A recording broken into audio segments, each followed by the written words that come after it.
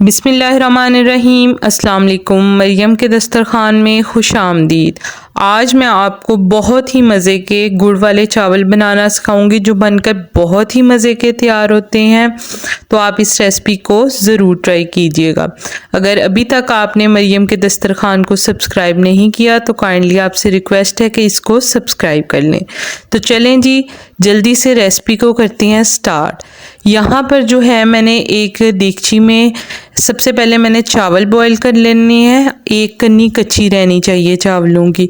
तो यहाँ देगची में पानी मैंने ले लिया, उसमें जो है मैंने 3 पाव चावल सेला इस्तेमाल किए हैं, वो मैं ऐड कर दूंगी और इसको जो है मैं बॉईल कर लूँगी। आपने फुल चावलों को बॉईल नहीं करना, एक कन्नी कच्ची रहनी चाहिए।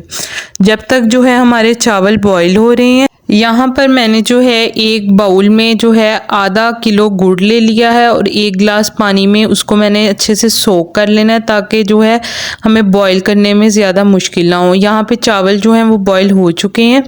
अब जो है सबसे पहले मैंने इसका शीरा तैयार कर लेना है। तो मैंने सोक किया हुआ गुड़ इसके अंदर शामिल कर देना है और आपने इसको अच्छे से मेल्ट कर लेना है।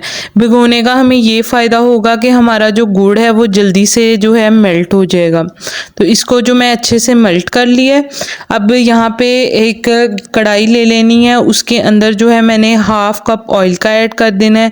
साथ ही 1 टेबलस्पून जो है मैंने सौंफ ऐड कर देनी है।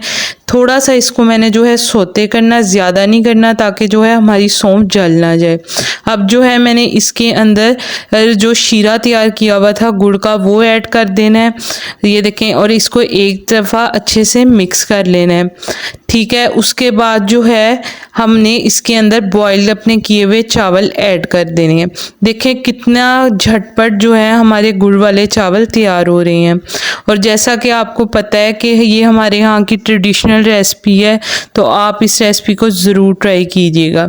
अल्हम्दुलिल्लाह यहाँ पे जो है मैंने चावल इसके अंदर फैला दिए हैं और अब मैं इसको अच्छे से मिक्स करूँगी और इसको जो है मैं 5 मिनट के लिए तेज़ आंच पर पकाऊंगी ताकि पानी जो है हमारा खुश्क हो जाए।